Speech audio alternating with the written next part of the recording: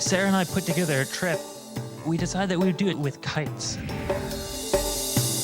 To make the route that we set out to do, we had to average a marathon a day. To tell you the truth, I think if I really knew what every detail of every expedition, I'd probably never head out on it to start with. And it's moments like this that you forget the hard days and you remember why you're outside and why you're doing this.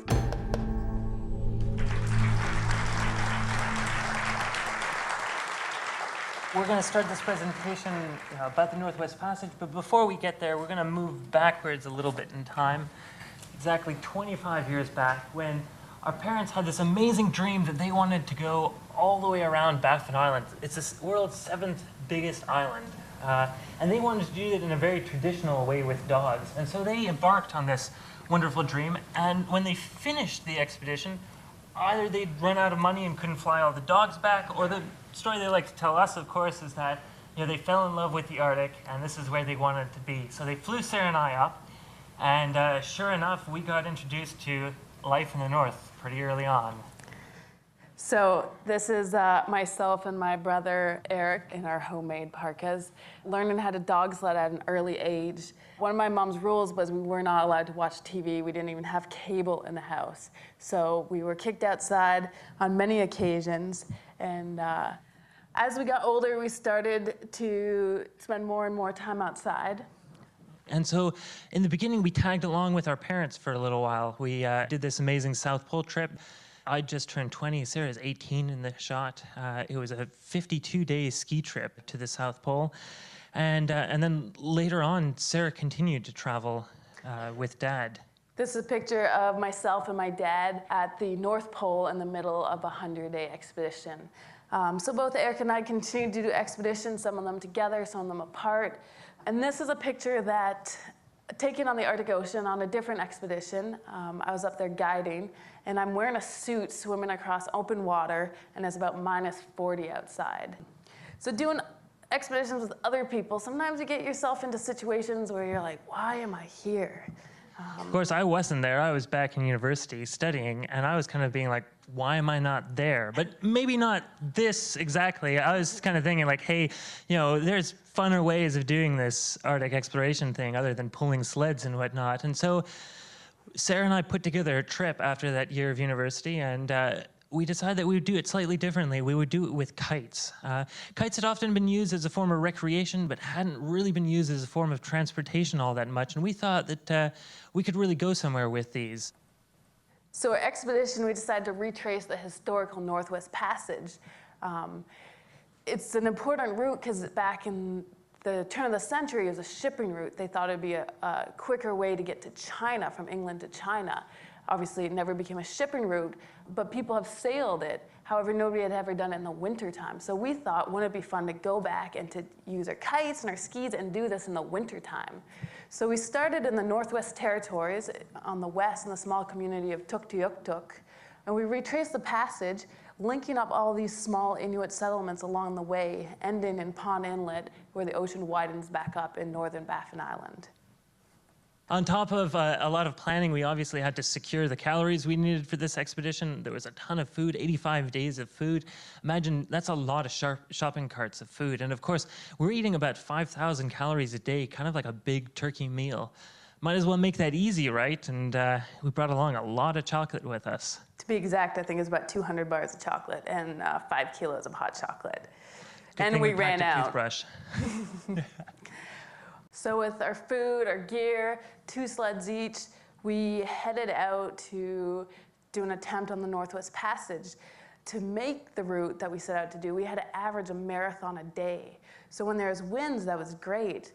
We were harnessed to a kite, we were pulling our gear and sleds behind, and we could rock it. The thing with this route is we didn't always have good terrains, and we definitely did not always have good wind. And when there was no wind, we would ski, hauling about 200 pounds of gear each. That's kind of where the kites work against you, is if there's no wind, we each had 4 kites a person, so we would switch our kites depending on how much wind there was. Bigger kites for less wind, smaller kites for more wind. But of course, you've got to haul 4 kites, when there isn't any wind. One of the hardest challenges during our trip, though, was the rough ice. The thing with ice is it's not like a map. You can't just pull out your map and say, oh, look, it's really bad here, let's go here, because it freezes differently every year, and depending on the currents and depending on the winds when it freezes, it can vary widely, from rubble like this to open water. And obviously this you can't kite through, you can't ski through, you can hardly walk through it, and you certainly can't average a marathon a day through it. The storms were also one of our biggest challenges. This one particular day, we set out in high hopes to get some good distance, and the storm came in, and it was so windy that even with our smallest kites, we had 4 different types of kites. We had big ones for really light winds, they're 13 meters, and we had really small ones for storm winds. And even our smallest kites, we couldn't hold them down. They were just picking us off the ground and kind of tossing us around. We couldn't stay together either, and we were worried that we'd get split apart, one person with a tent, the other person with a stove. So I had the tent, I was fine. Sarah was worried though. And he had the satellite phone. I don't know how that happened.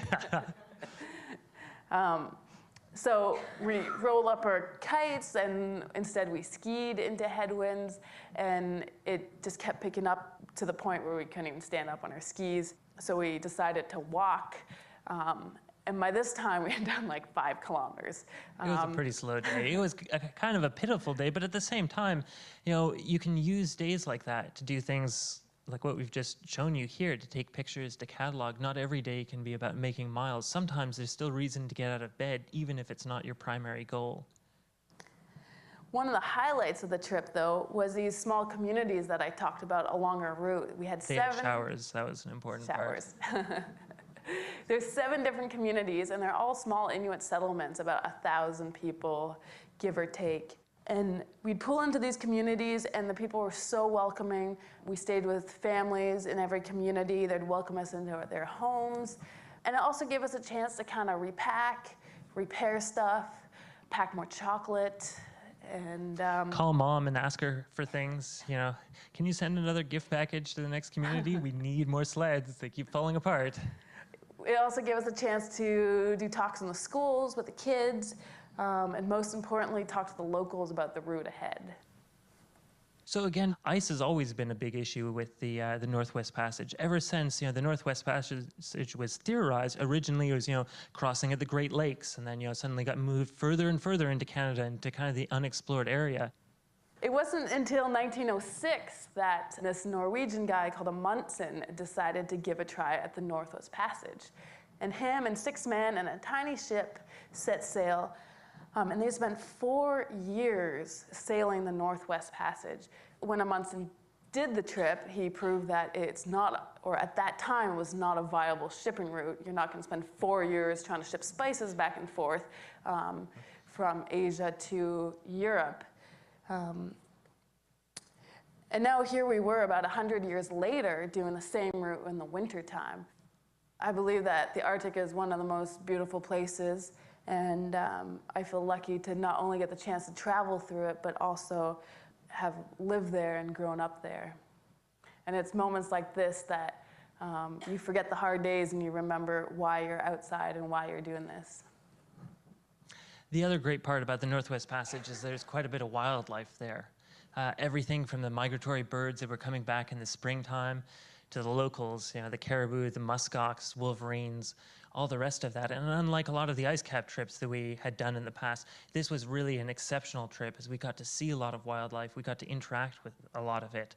And of course, polar bears. This guy was a rather friendly bear. We were taking a little break, eating some snacks, and he came out of the rough ice and was quite curious about our kites.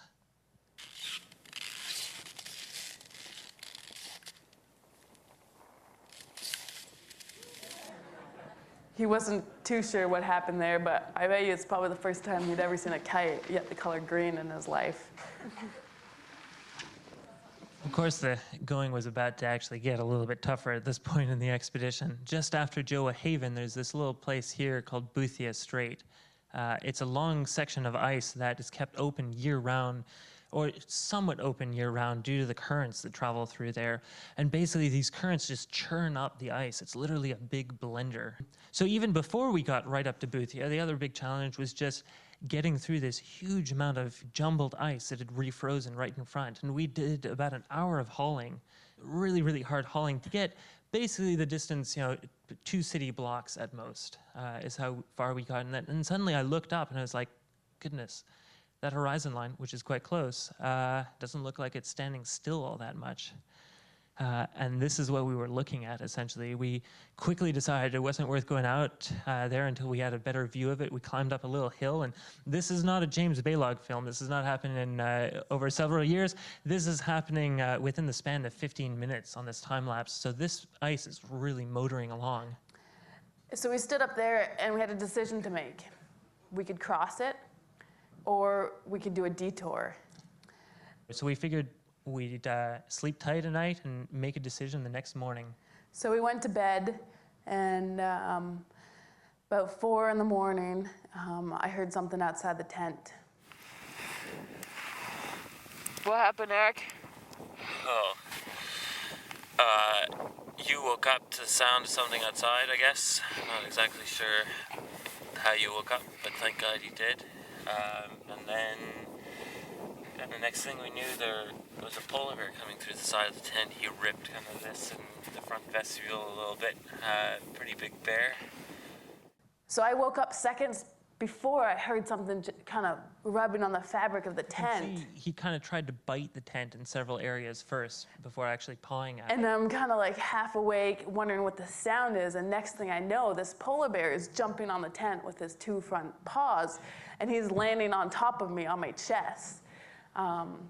Everything happened so fast, I got out of my sleeping bag in record time and started screaming. By this time, Eric was... You got out of your sleeping bag and jumped on mine and started screaming, which is not the way I usually like to wake up in the morning. But, And the only thing I could think was just to kick the side of the tent as hard as I could. So I just started kicking with the bear on the other side. And I like to think that I kicked him in the face, but whatever I did, he backed up. And when he backed up, he backed back into our bear fence. This is one of the corner flares. We had 2 flares on each side, and he actually set the flare off when he backed up.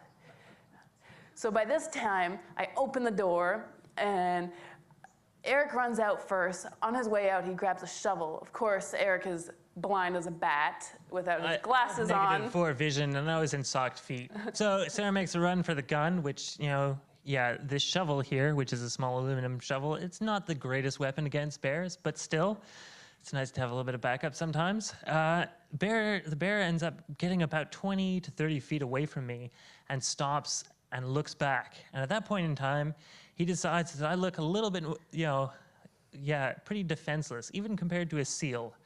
And that bear took a turn around and came straight back towards where I was. And at that point, I was freaking out. I had a shovel, but I should have grabbed some toilet paper also, because that would have been probably more useful at this point in time. Those 2 go hand in hand. So I swung as hard as I could and hit the bear just right broad across the face. And its face was kind of in level with mine, and obviously not that far away, because that shovel's not all that big. And I gave it absolutely everything I had, and it did nothing. I mean, that bear, he stopped, which was very nice of him, but it definitely, he definitely didn't consider leaving or any of those other things. So at that point, the screaming at Sarah intensified a little bit more. And I slowly snuck backwards. Again, without my glasses, I couldn't really judge how much of an effect it had on the bear. He didn't seem too disturbed, but so I slowly started sneaking backwards to get to, again, another corner of that bear fence to be able to manually set one of them off. And right as I got to the other corner of the bear fence, the bear kept kind of making these fake lunges, and I kept pretending I was going to smack him. And I got to the other end. I don't know what I did with the shovel. I might have thrown it at the bear, but I reached down, grabbed the little flare, and set it off right as the bear was kind of coming up over top of me. And he ducked as a little Roman candle kind of fired over top of him, and then got sprayed down by all these little flares, essentially. And that's when Sarah luckily emerged out of the tent. So by this time, Eric is screaming, "Shoot the censored bear." And I come out of the tent, I have a shotgun in hand, and I knew I had 2 decisions. One, I could shoot the bear, 2, I could aim high, hoping that the bullet would scare the bear away. At this time, too, I only had 2 bullets loaded in the gun. So to aim high was a huge risk, because if he didn't run, I would have only had 1 bullet left. I decided to aim high. I decided to give him one last chance, and I aimed just above his head, and I shot the bullet off, and he paused, and then he slowly turned and kind of wandered off. No blood was lost that day. It ended well for both the bear and us. I think on our side, our confidence was slightly shattered. I think the bear survived the whole thing a little better than we did. Man, nobody would need a coffee if you got woken up by a bear every morning. Bear just like walks into your room and then is like, good morning, and walked out. I mean, you'd be fine. You'd be set for the rest of the day. You'd be like so awake. It'd be amazing.